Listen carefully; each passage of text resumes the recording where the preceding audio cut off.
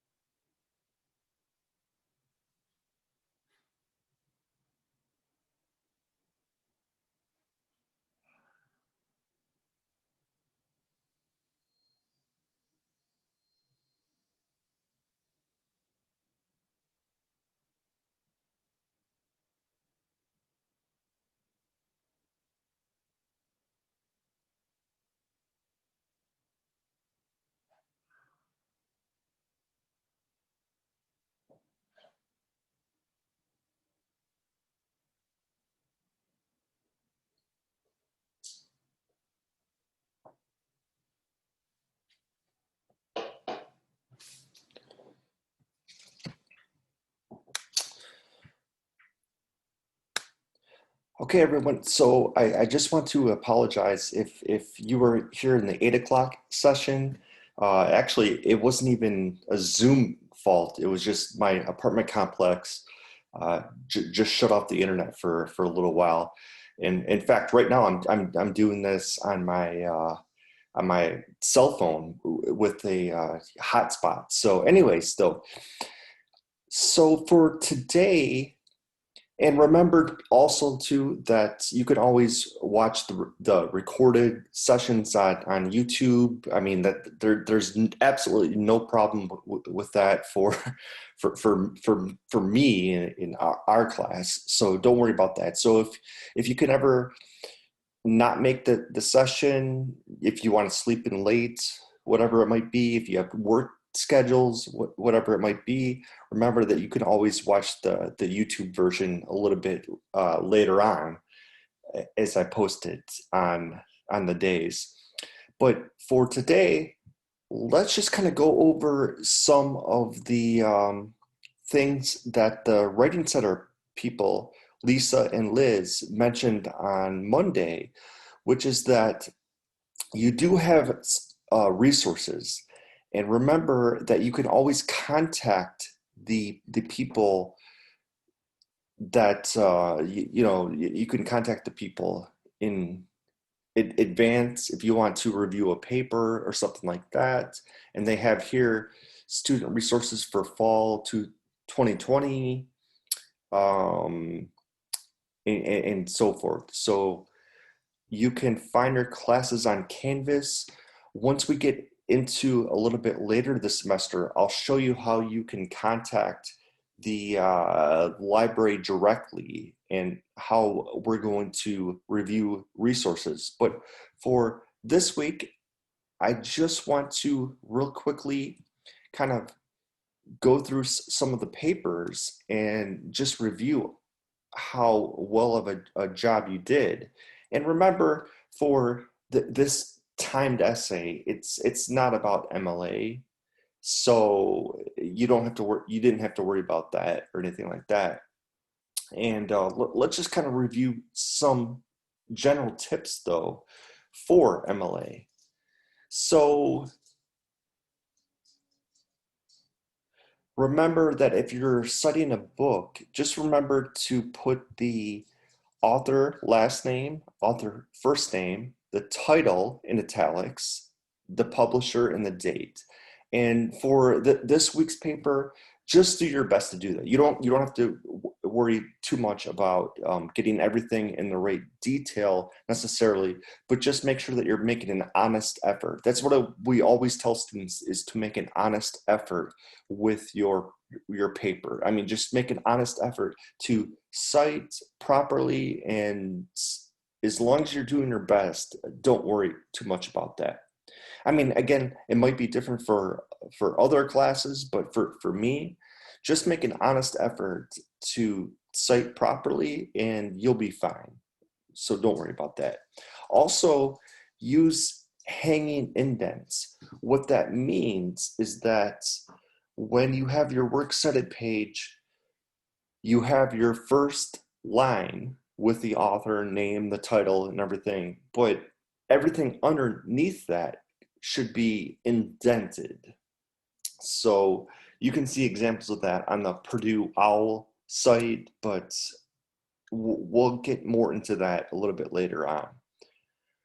Okay, so also though, with two authors, you want to make sure to use the first author last name, and then their first name, and then a period, and then this or a comma, and then the second author first name and second author last name. So once again though, and then the title of course is in italics, and the publisher and the date.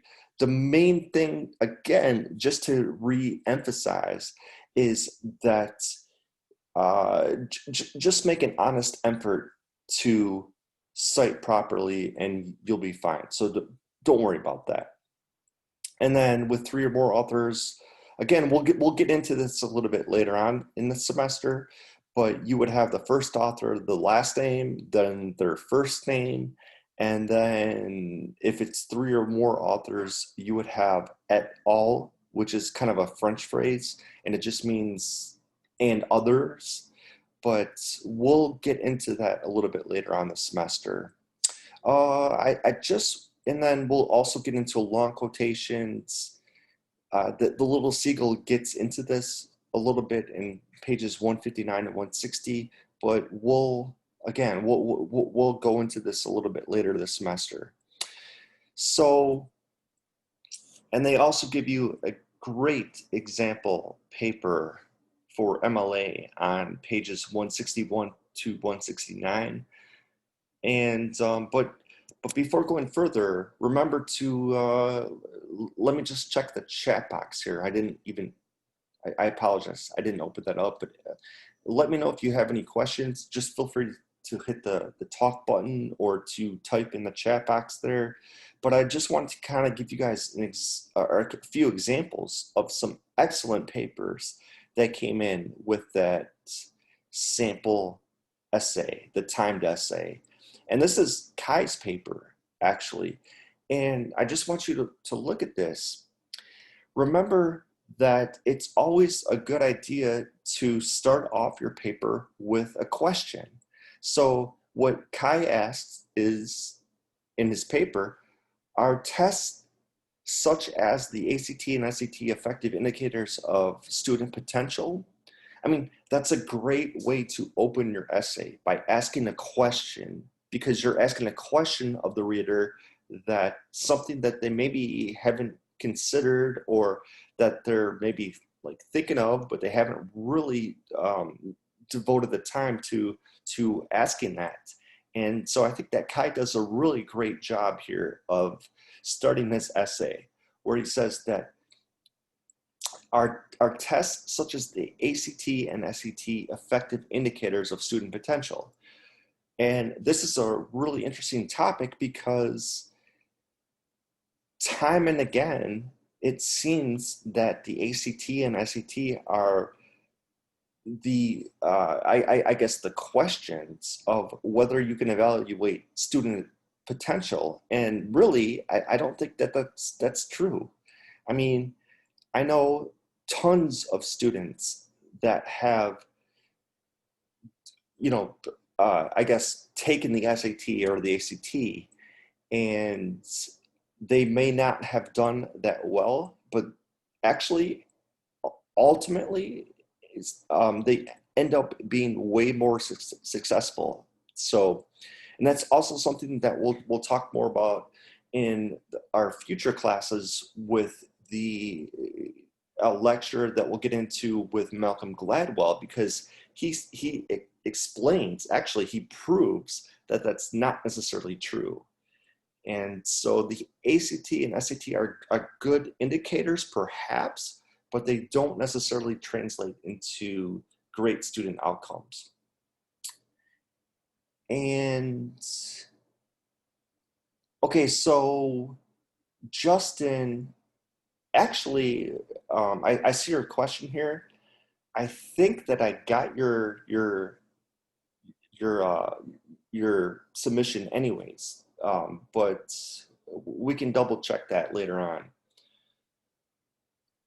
Okay, so what time and again our studies prove is that the ACTs and SATs are not necessarily effective because they can have information that is not taught in schools. And I think that this is from a different student paper. I don't think it was from Kai's, but this is also very true that SATs and ACTs are not necessarily effective in terms of proving student potential, because a lot of times what happens is that they will test student knowledge at that certain point, but that doesn't necessarily test student potential later on. So again, Malcolm Gladwell's books, we'll get into that a little bit later on in the semester. So somebody mentioned Tillicum. And I can't remember, I don't know if he's in this session right now.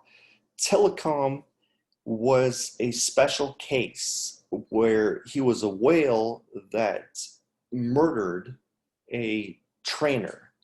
But there's a lot more to that story that you don't necessarily know about.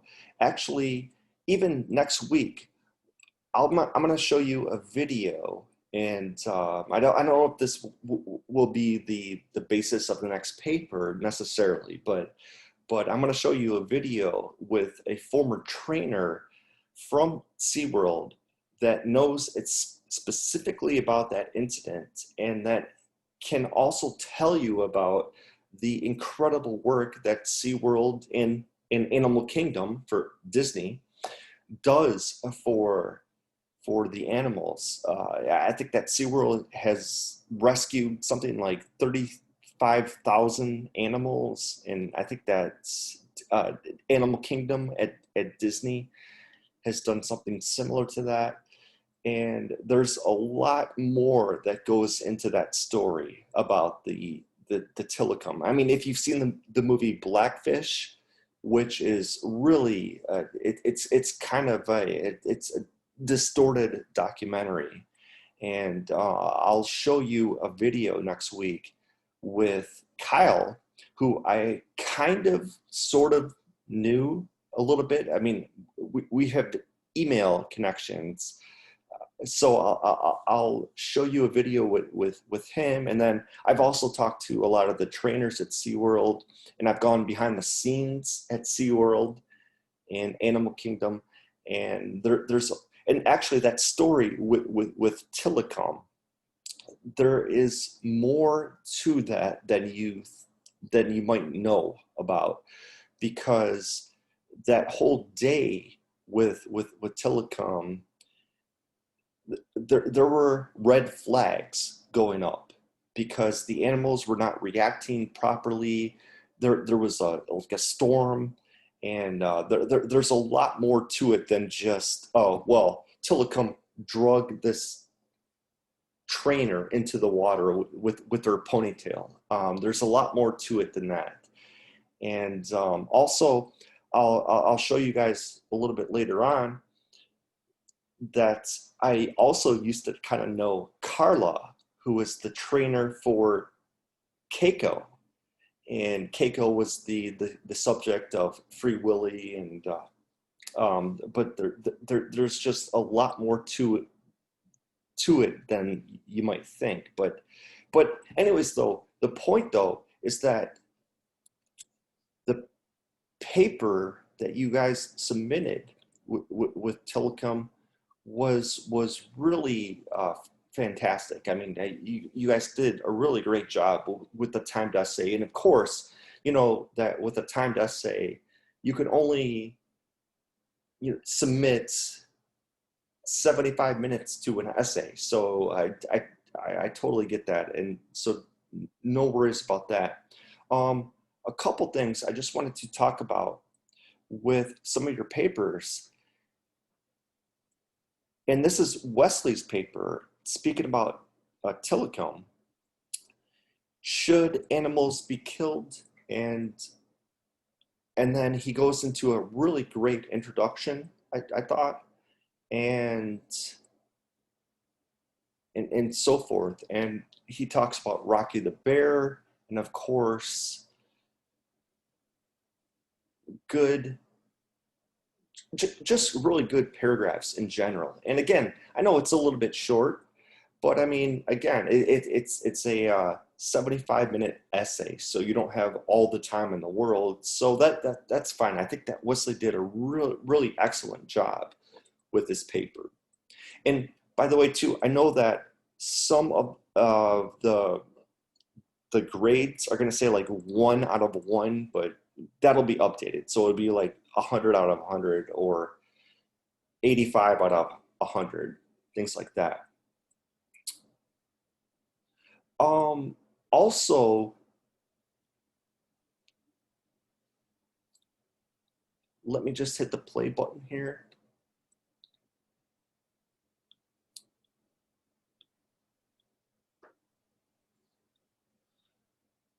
Okay, so I think that Ryan, I don't know if he's here right now, but he did a really excellent job on his essay. And he says, quote, Austria, Brazil, Germany, and Spain are just a few of the countries of a list of a dozen of free colleges. And let me just mute my chat button for a second here. But so Austria, Brazil, Germany, and Spain are just a few of the countries off of a list of almost 24 countries that offer free education to their citizens, but the United States is not one of these countries at a time when student loan debt is higher than ever before. The cost of tuition has risen. So this is a really good essay from Ryan. I would just recommend that you have more commas here. So, I mean, this first sentence is pretty long. I mean, not that you can't use long sentences, but I would recommend that you have kind of a break, like a period, comma, that you would separate some of the ideas here. But still, a pretty good opening paragraph, I thought, from Ryan. And the next paragraph is also probably something that could be broken up more into commas. You could have some commas here, you could have some periods or some semicolons. But he says, Austria, Brazil, Germany, and Spain are just a few of the countries off a list of almost 24 countries that offer free college education to their citizens. But the United States is not one of these countries, even at a time when student loan debt is higher than before and cost of tuition has risen. So I like Ryan's ideas here, but you could probably put a comma somewhere in there to kind of separate the ideas. But still, I really like the content. And remember that for at least me, for our classes, don't worry so much. I mean, don't get nitpicky about spelling and grammar. I mean, as long as your ideas are good. I mean, spelling and grammar still, of course, matters. But I mean, don't worry so much about doing that if you're kind of line editing as that's not important as the ideas that you're coming across. This is another essay that came through, and this student asks, are tests such as the ACT and SAT effective indicators of student potential? And once again, I just want to highlight here that this student asks a question right at the beginning. Are tests such as the ACT and SAT effective indicators of student potential? I mean, that's a great way to kind of captivate the reader there. And then she says, such a question has quickly grown out as the most controversial in over quite some time. Educators and students are split when it comes to these forms of testing. And so, in other words, she gives a great introduction. She asks a question, and then she gives a great introduction about the topic in general, and just asks, hey, are ACT and SAT good indicators of student potential? Maybe, maybe not.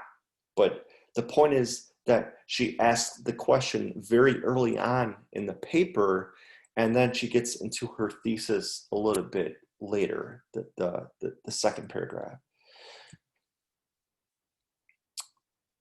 Okay, so Laura has a great opening, I thought, with her essay, with her timed essay. She asks, there is so much debate on whether college should be free or why we need to attend college for such a high cost. Regrettably said, some majors, I believe, should not be complimentary. I mean, I think that is such a brilliant opening to an essay. So Laura, you did an excellent job with that. And then she goes on, although we are thinking that college is co-equal, it isn't. Many majors are worth paying for doctors don't become better overnight. It is a process. It takes years who they need to be to save someone's life. And I think that Laura did a great job with this opening because she starts off the paper right away with a kind of opening hook that we would say. There's so much debate on whether college should be free or why we need to attend college for such a high cost. I mean, it grabs the reader's attention right away. So you did a great job, Laura. If you're listening, I think you're here. But anyways, though, also McKenna, she starts off her essay with a great question. Should college be free? And then she gives a really great explanation about this. The question, should college be free? This is a topic that everyone seems to have an opinion about nowadays. People all over the country and all over the world have a stance on this subject. I personally do not believe that college should be free. If you look at college on the most fundamental level, it is a business. And so she gives a really great introductory paragraph. I think that everybody would agree with this. This is a really excellent introductory paragraph. And then Liz Laura also gives a great introductory paragraph. Liz Laura, I apologize if I'm mispronouncing your name. A beautiful name, by the way, Liz Laura. But so she starts off her paper with another great question. Should college be free? And then she gives explanations about what she thinks about that. So Liz Laura, you did a really fantastic job with that timed essay. And Valeria, once again, I apologize if I'm mispronouncing your name. Once again, a beautiful name, but I apologize if I'm mispronouncing it. But Valeria, she also has a really, really excellent, great introductory paragraph where she establishes, first off, and I just want to highlight this here, she establishes First off, in this essay, she is going to discuss the question about college education, namely, should it be free for everybody? So she establishes right away what her paper is going to be about, and then she also has her excellent thesis right here. So really, really excellent job, Valeria. Okay, so one thing just to talk about briefly, because some people did mention this in their papers, is the Darlie Routier case. And because I know that right now it's happening in social media, she's trying to, I guess, get a excuse to relieve herself from death row, and and people were asking me like, what do you think about this and everything. So just real briefly, I think that the prosecutor is Greg Davis is his name. I think that he's probably right, and I think that that case was probably set, and but it will be interesting to see what happens. I mean, I think that if you look at the evidence, I think that Darlie, like, first of all, the broken glass happened or was found on top of the blood. So I think that there's pretty good evidence that she was probably responsible for killing those two boys, Damon and Devin. And then also, if you look at the sink, there's pretty clear evidence, if you put luminol there, that she probably like stabbed herself or cut herself. But I mean, at this point, we don't necessarily know. So I know that people were asking me like, "Oh, what do you think about the Darlie case?" I think it has to be decided by the courts, and who knows? I mean, I know that Darlie, she's on death row right now. She claims that she's innocent, but again, we'll have to kind of see about that. But I know that a couple people wrote about that case, and so we'll have to see how that goes. I think that she's probably guilty, but if I were on the jury, it's really difficult to tell about that. I mean, because there is so much doubt, and to be honest, I think that the husband may have more guilt than what has been reported by the media. But anyways, we'll see about that.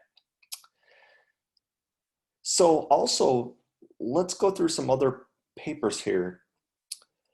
And I thought this was also a really, really excellent opening paragraph. So the student writes, you probably remember taking the ACT, SAT in high school, the agony of studying, the pressure, achieving high score to be deemed college bound or even being accepted into a college of your dreams takes a toll on an individual. The ACT, SAT are centralized in the student's college readiness and future success, yet is enough data to label them. And I think that this opening paragraph raises a good point. I mean, how can you label a student just based on their SAT or ACT scores? And then the thesis here is she or he, I can't remember which student this was necessarily, but therefore, I say these tests are not effective indicators of student potential. This is a really good example of a opening paragraph because the student names exactly what they're talking about. So you remember taking the ACT or SAT in high school, but that doesn't necessarily matter. So it's a kind of a good analogy about talking about like students take the ACT and ACT or SAT and ACT in high school and they remember that experience, but does that really indicate the potential that you could be as a student? And I think that this opening paragraph does a really excellent job of discussing that.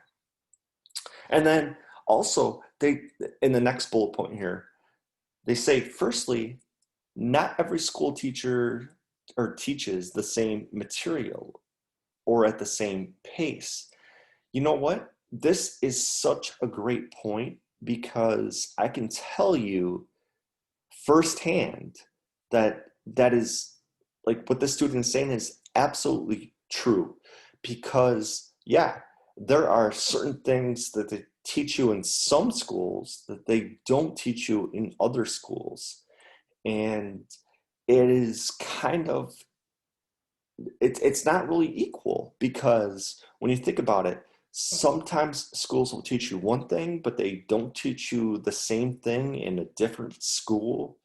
And that's a really excellent point that the student makes. I mean, just for example, I've talked about this before, but remember that in some school districts, they will teach you the entire Mark Twain book, The Adventures of Huckleberry Finn, and then in other schools, they only teach you parts of it.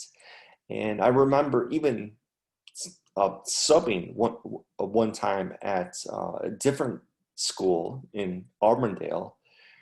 The students were only allowed to access about a chapter of a book at a time, and even that chapter was censored.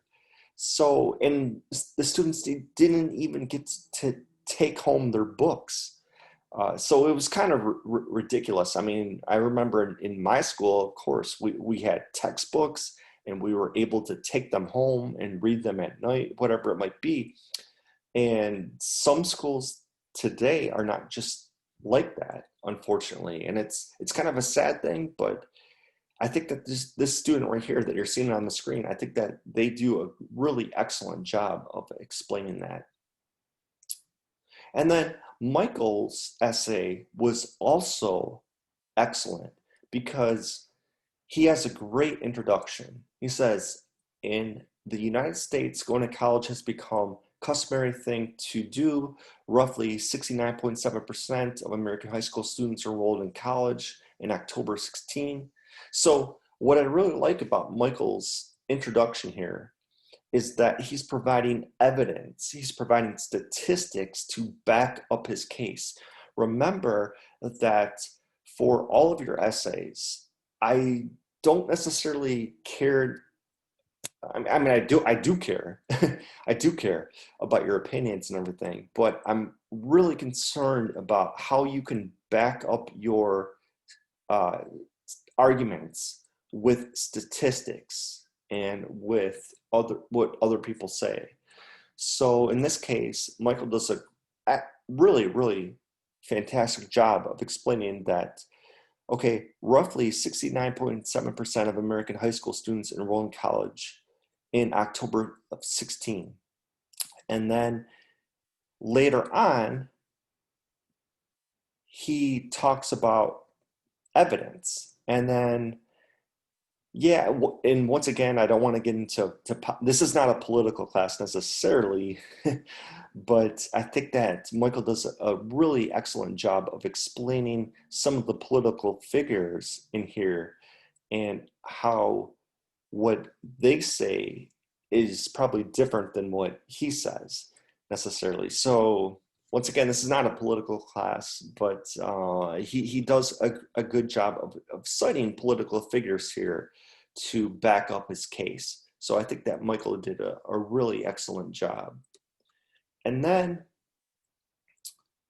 so Jardet's essay is also really, really impressive. To be honest, I have a lot of these pulled up here, but let me just say that Jardet did a really excellent job. And I think that it's also really important for all students, and myself included, to go online sometime and just see the different examples of student essays.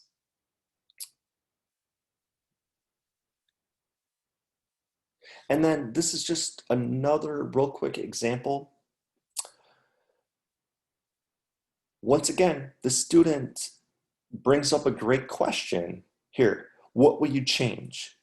And then she says, or he says, college should be free for everyone with the price college set up for books and class make it hard for the students to come up with the money to pay for the seminar.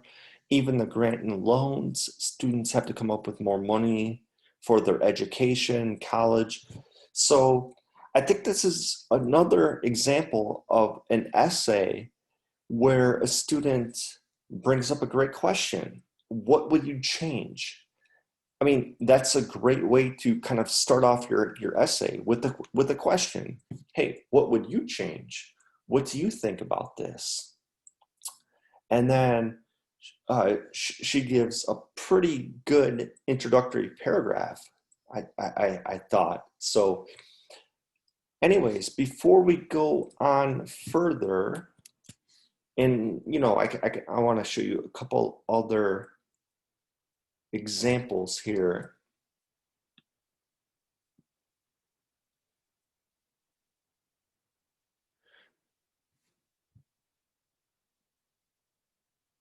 Okay, so this is another example here. And you notice that this is in almost perfect MLA format.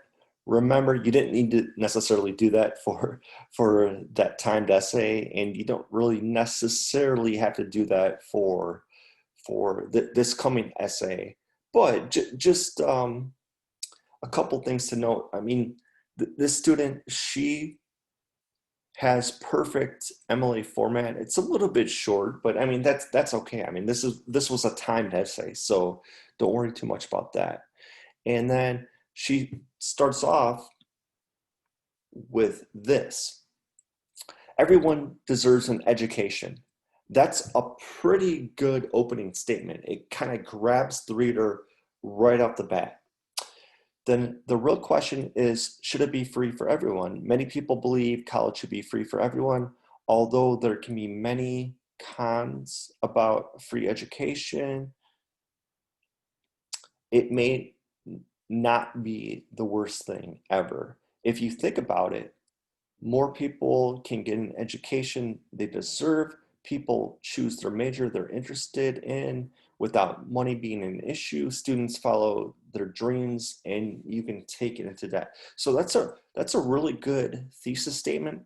Just a couple of things though I just want to point out about this is that remember, if you look at my screen here, if you remember for MLA, you want to make sure to use they are instead of their. You want to avoid contractions. I know that when we talk, a lot of times, we always use contractions, but for MLA, for writing on paper, you want to make sure to use they are instead of this.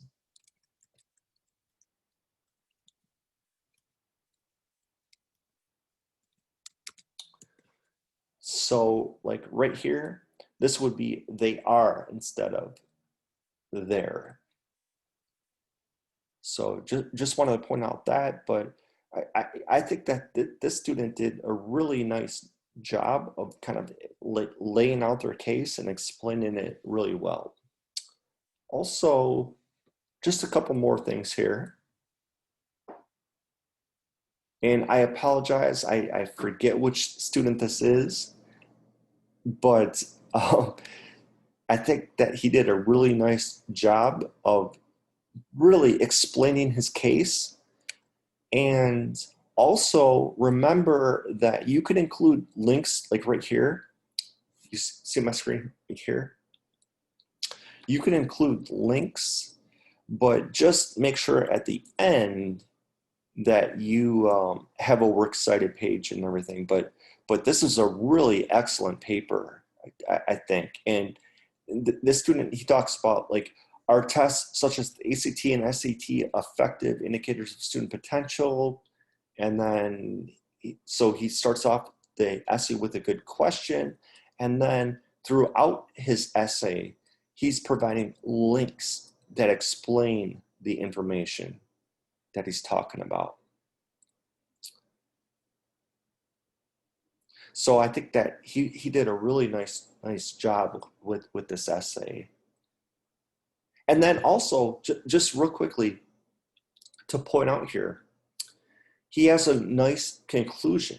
He says, to sum up what I described here, ACTs and SATs are the pinnacle of failing student dreams and broken scores. So the point, though, is that he goes through this essay and then he wraps it up by saying, to conclude, that's always a good thing that you want to do with your essays, is that you want to say, hey, here's the conclusion.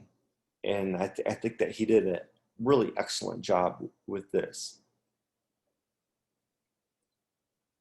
And then this is Marlasia, and she did an excellent job with her paper by her title just asking the question, hey, many people believe that college should be for everyone, should be free for everyone. Do you agree with this? Why or why not? And so sometimes in the title, you can have a question that kind of summarizes or is going to encapsulate what you're talking about. So I think that Marlasia did a really excellent job here as well. And just a couple other examples.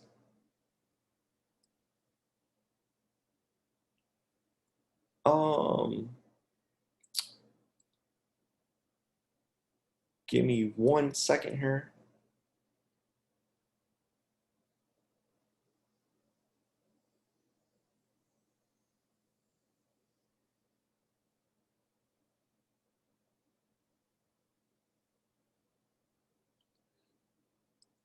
Okay, this is just another example here, student paper. And once again, the main thing to just point out about this, I won't get into the content necessarily. I think this is a really good paper. But remember that for this first paper, you don't have to necessarily worry about MLA format too much. I mean, I would just, like, for example, like this. This is a really excellent paper, but I would just request that you put it into MLA format. So just go here and just put it into double spaced. So right here, just put it into double space, and then that's fine for this first paper. And then maybe you would want to make sure to have all the paragraphs lined up like this. So just make sure to like tab every paragraph. But I think that you guys will be fine. In fact, I was actually talking to a friend of mine yesterday, and I said that this is a really good semester. I mean, really good students. I mean, maybe that's a sign that the high schools are really doing a great job of training everybody and everything. But I think that you guys are in really good shape. So no worries. So at this point, before we wrap up, are there any questions that you have for me?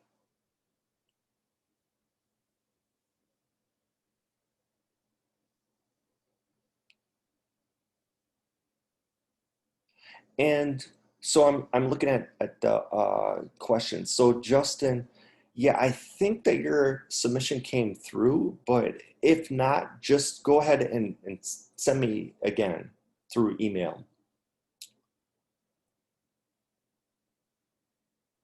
And Carrie, yes, I did get yours. So so let me know if it doesn't show up. But yeah, I got your submission. So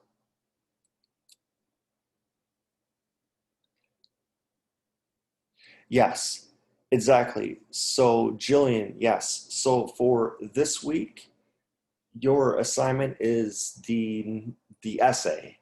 So remember, just to kind of recap about this, remember that you can write about your major or a possible major, or you can also talk about social media and how do you think it is affecting society. So those are the kind of the two topics. And then um, next week, because I want to, because I know that somebody wrote about Tillicum. We'll get into that a little bit next week. In fact, well, just right now, everybody has a couple minutes. We still have a few minutes before class. I just want to show this. I mean, this is going to be more of next week's topic that we'll talk about, but since we are here and we do have a couple minutes, I just want to show you kind of a friend of mine. And I say a friend, but I mean, I don't know him personally. He was at SeaWorld, before I started to go there, but we've emailed from time to time. And so let me just show you this video with Kyle Kilson, and he talks a little bit about blackfish. So just keep in mind, let me know in the chat box if you don't hear the audio here. But we have some time here, so let me show you this. We'll get more into this a little bit next week, but that you're a Blackfish is a movie that is designed to make you feel.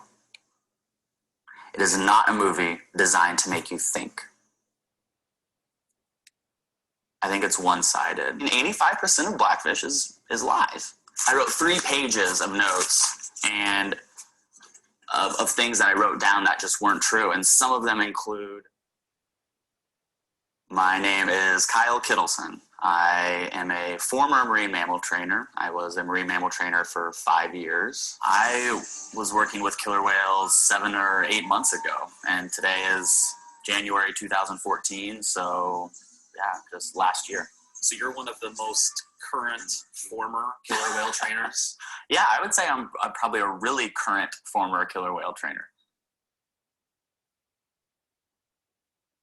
When someone watches Blackfish, it is very easy for them to leave that movie feeling and knowing that keeping killer whales in captivity is wrong. What do you say to them? I say, as someone who's worked with the animals, I can assure you that they are in the best of hands. There is no harm being done to them. There is only the best possible care being provided for them. It sure doesn't seem that way when you watch Blackfish. No, of course it doesn't. But Blackfish, if Blackfish was two-sided and they showed, this is what some people think and this is what, actually happens, I think people would walk away with a different perspective. But Blackfish sells way more tickets if they paint SeaWorld out to be this big, bad, greedy corporation who, takes whales from the wild and makes them jump for fish, which is a great story and a great way to make money. But is it true? No, it's not true. It's not true. Well, there's other SeaWorld trainers in the movie who say that is true. Of course. And I can't speak for those other trainers, but a lot of those trainers worked as a marine mammal trainer decades and decades ago. And so their experience was, I'm guessing, different than mine. The other reason is you get to be in a movie, and that's kind of cool. So that's appealing for some trainers. And some trainers, and I don't want to go into the details of these people, but some trainers parted ways with SeaWorld in not the best of way. And if you are a former employer and angry at your former employer, and a documentary crew comes by and decides to include you in their film that bashes your former employer, then that may be something they want to take part in. I know virtually every trainer at SeaWorld Orlando and trainers all over the world that work at other facilities, and none of us would work weekends, nights, miss holidays with our family, not get paid very much, if we thought that these animals weren't being cared for. It makes no sense.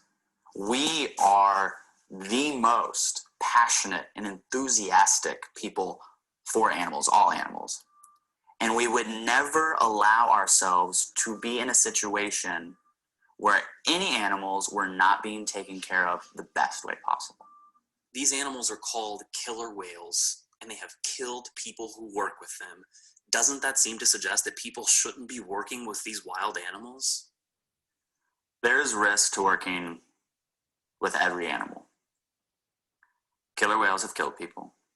Elephants have killed people. Tigers have killed people. And driving to work has killed people. There's going to be risk with whatever we do. And as trainers and as a trainer, we're very aware of that. And because we're aware of it, we train correctly, we follow the safety procedures correctly, and make sure that we're not only creating a safe environment for the animals, but we're creating a safe environment for ourselves. So I think it's one-sided, and I think it's a blind statement, because until you've worked with them and until you've been in that environment and put yourself at risk, and you know what you're doing, you really can't speak on that. That's something I can speak on. I don't think that's something someone who hasn't worked with them can speak on. It's not your job to decide what's too risky for me or what's risky enough for me. But do I have to have worked with the animals to know that they can kill you? No, but you also know that plenty of other animals are just as risky, and plenty of other environments are just as risky. But for whatever reason, people choose to just focus on killer whales. And I think a lot of that is because it's sensational right now. We have the Cove that came out, and then we have Blackfish, and it's sexy to not like SeaWorld right now. And it's cool to think that you're a whale advocate. After seeing Blackfish, some people say that at the bare minimum, SeaWorld should at least give these killer whales a larger area to swim in. How do you respond to that? With my experience with killer whales, we do have one pool that is much larger than all the other pools. And attached to those pools are smaller pools. When we give those whales access to the very largest pool and our smallest pools at the same time, the majority of the time they choose to be in that small pool. Why? I can't think for the whale, but what I can say is that as trainers, we make all of these environments very stimulating and reinforcing for these animals.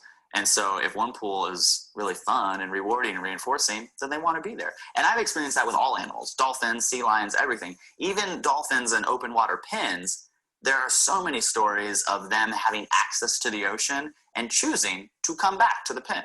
So let's talk about open water pens. That's what some people say should happen. Take these animals out of SeaWorld, at least put them in an open water pen. Okay.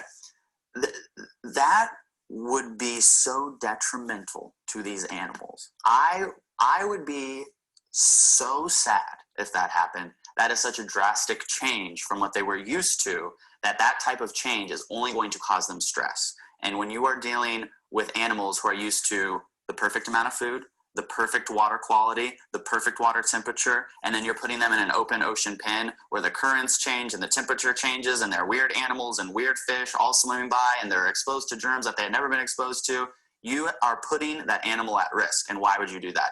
Because it makes you feel better? That's not an okay reason.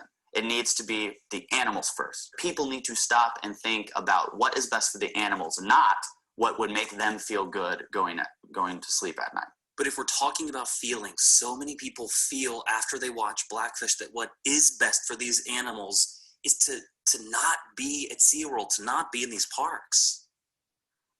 Well, Blackfish is a movie that is designed to make you feel. It is not a movie designed to make you think. And as someone who worked with these animals, this is coming from me. I don't represent SeaWorld. SeaWorld isn't paying me. I don't care if SeaWorld watches this and hates it or loves it. This is just my opinion. Those whales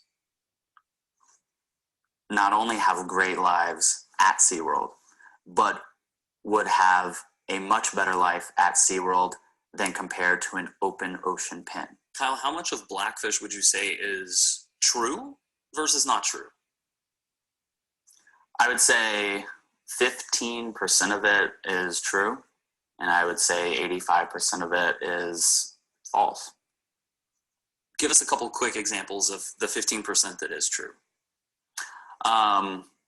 I think a lot of the stuff that was done in the early days, 60s, 70s, that stuff is true. I mean, there's video footage of it happening. There is video footage of whales being taken from the ocean. That happened. I don't agree with it. I don't think anyone now agrees with it. That was a mindset back then that's no longer appropriate. Then why would you choose to go and work with those animals every day? That's a really good question.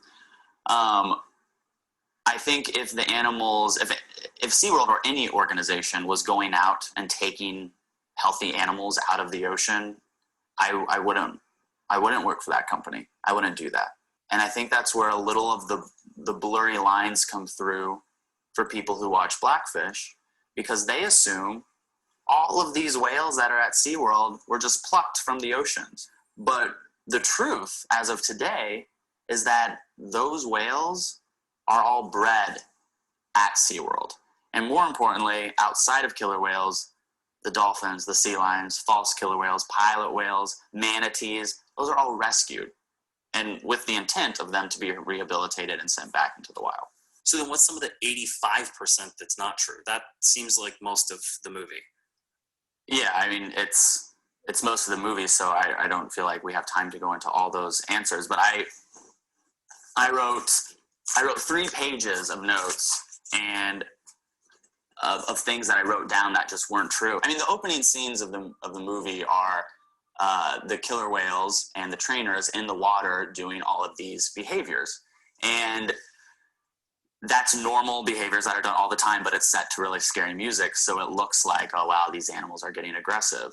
Or I remember one of the trainers, I think her name was Sam, she was talking about, all right, well, I remember the first day I swam with killer whales and I got on his back and, went around the perimeter of the pool. And they paired that description with another video of another trainer, not Sam, doing that. That is not bad. Nothing that was bad, but it wasn't true. The viewer believes that they're watching video of Sam doing this thing that she's talking about doing.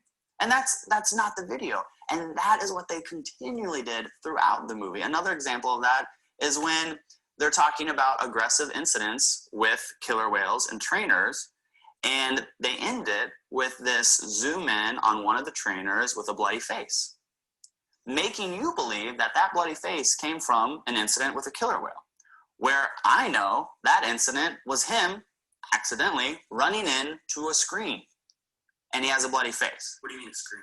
A screen that they have on stage.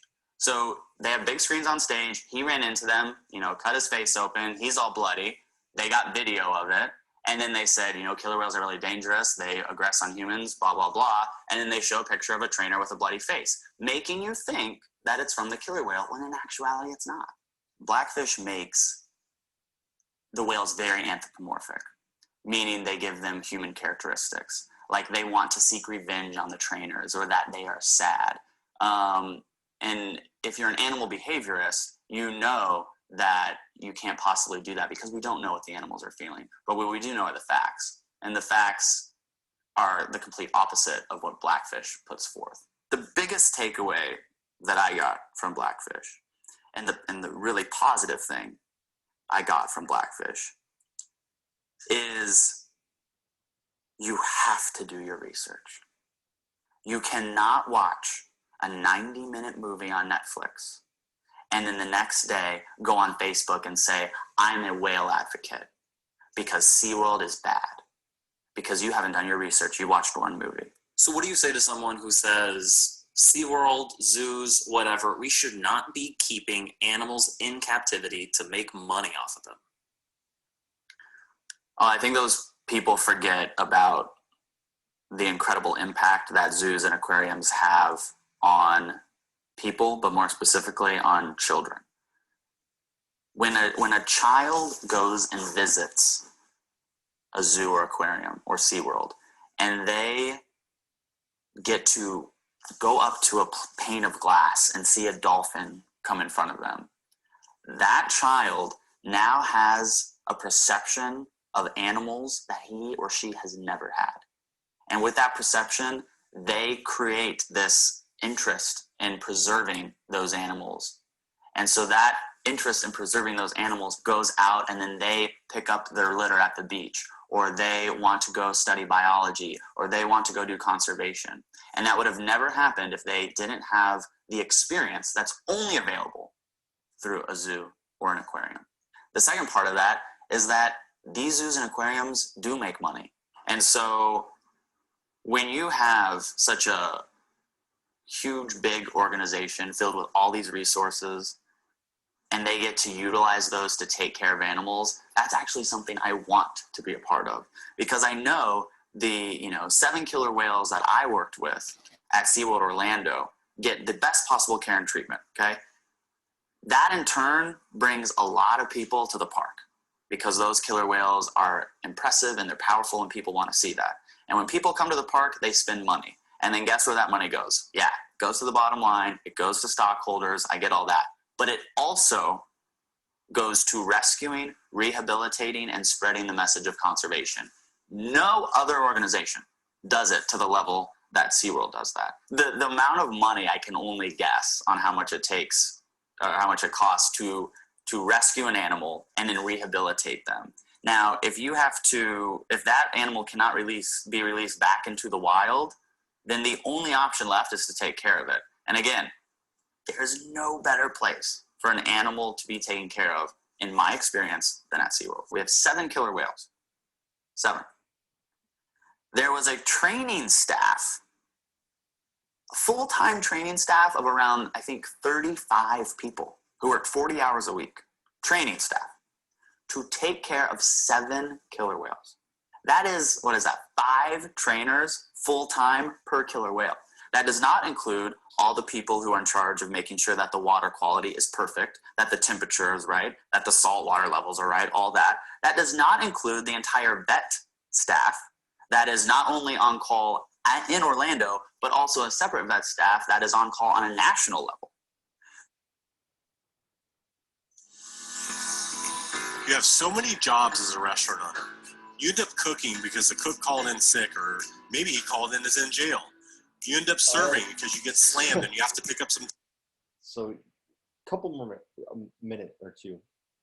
So when you add all those people in, you could easily have over 100 people who have full-time jobs to take care of 7 whales. But that same amount of care, because I've worked with other animals besides killer whales, goes into a parrot.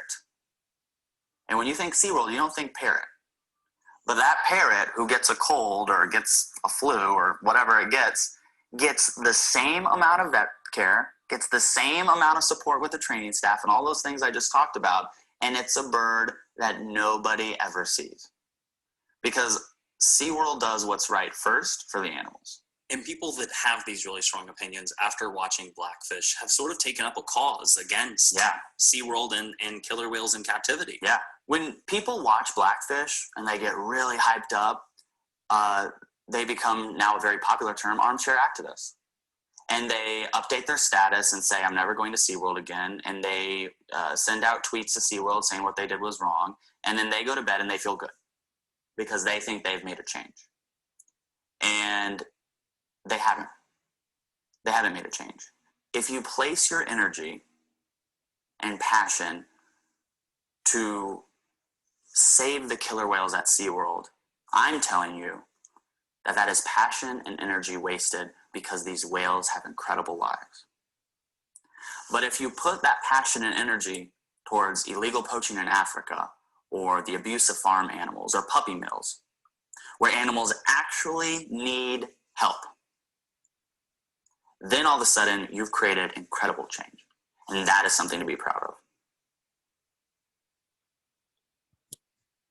All right, so that's kind of a good sort of introduction to what we'll get into a little bit later this semester. But I mean, really, for the next paper, I'm still trying to think of the possible topics for that, but I'll let you know about that. But I mean, for this week, obviously, make sure to remember the date for this class. And I'm just looking at the chat box here.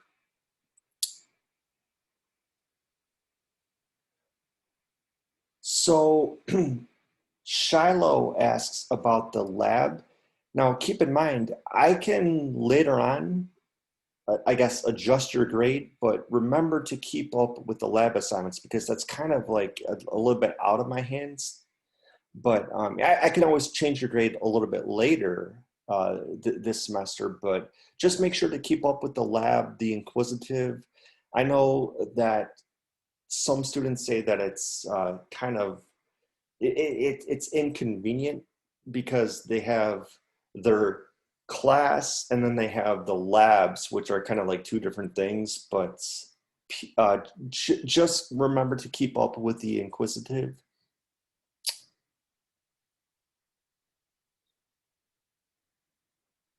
And yeah, so I mean, like Cindy and Shiloh, let me like literally take you into my little box here. So when I go to Canvas and I log in, I can see here I do have the lab requirements, but it's but if I wanted to change anything, I really can't do that necessarily.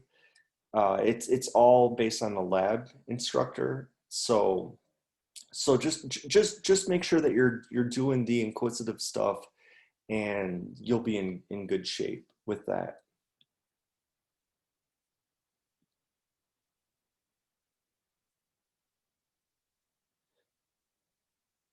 Yeah, I mean, so Shiloh, basically, I can at the end of the semester, I can go through and change all your grades here. So just if there's any problem with the inquisitive stuff, just let me know through email and I can like update it a little bit later. But right now I can't really do anything because it's all with the other instructors' hands, basically. Okay, so listen, I just want to thank everybody for attending. By the way, if I didn't really want to necessarily get into the whole SeaWorld thing, but just if you're curious, last semester we did have a case where both SeaWorld and Universal were going to allow us to have it like a field trip so that we could all meet in person. Unfortunately, because of COVID, it didn't really happen. But just before we wrap up, just the last thing to note here is that I'm a big fan of SeaWorld. I'm a big fan of Disney and Universal and everything. And this is kind of cool. I actually had an up close picture or up close meeting with Trua.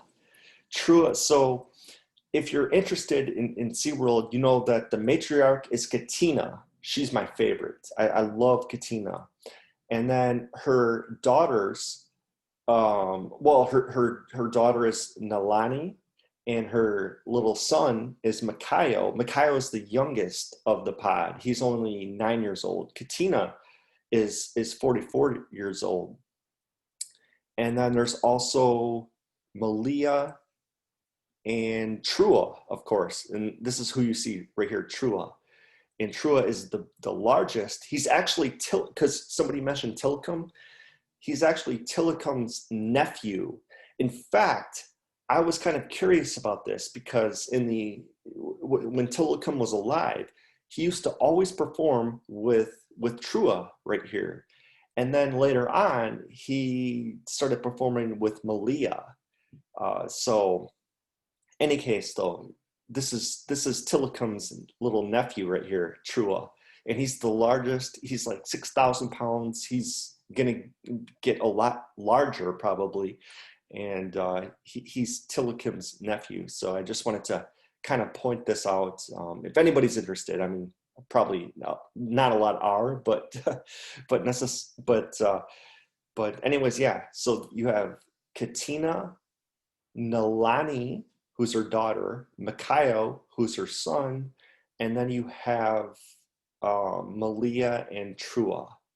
So, anyways, we'll get into a couple other things later on this week, and I'll show you how to do paragraphs, and we'll talk about this Lamont article, which is called Shitty First Drafts, which basically what she says is that, hey, for the most part, students don't always write the perfect final draft all the time. They start out with shitty first drafts, right? And then we'll also get into this Roberts argument. But for today, I think we'll just wrap up. Remember that I'm going to report this or I'm going to record this on, it's recording right now, but we're going to put this on YouTube. And then remember that if you have any questions, just send me an email before Sunday and I can get back to you about your first draft. Also, if you want to send me maybe a copy of your first draft and I can maybe review it, just do that before Sunday. But once again, don't overthink this. It's a pretty straightforward assignment. I mean, you don't have to worry too much about, I mean, I looked at all of your timed essays, so I think that you're doing a really, really fantastic job. So I wouldn't worry too much about that. But if there are no more questions, I'll just kind of wrap this up for today. And also, by the way, one last note, I'm going to try to see if we can arrange maybe a date where we can meet at the Enzian or maybe the Regal in Winter Park. I don't know if a lot of people are in this area necessarily, but it would be cool if we could all meet, and then we could also have a chance to interview a friend of mine who teaches at UCF, and he has written a few Hollywood movies, and he's still writing today, but he wrote a very, very famous movie back in the 1980s called Crimes of Passion. And even at the Enzian, they had a special situation where they invited him in, and also the director, Ken Russell, who's not, unfortunately, he passed away, but he actually came into the Enzian. So I'm hoping to maybe get a situation where we could all meet in class for the first time. I know that this is kind of a weird situation that we're dealing with COVID and everything, but hopefully we can maybe have a class where we can actually meet in person for the first time. So I know that probably most of you don't want to meet me necessarily. You probably don't like me, but maybe you can at least like your classmates and everything. So I'm just kind of teasing about that. But anyways, though, so I think that we'll kind of wrap up for today, unless there are any other questions here.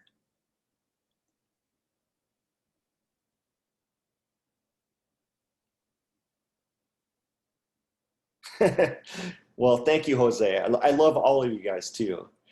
It's actually one of the things that sometimes you're going to have classes where the teacher or the professor doesn't really like the students. I'm kind of the opposite. I love all the students, and I mean, not just in class, but also when you leave like this class.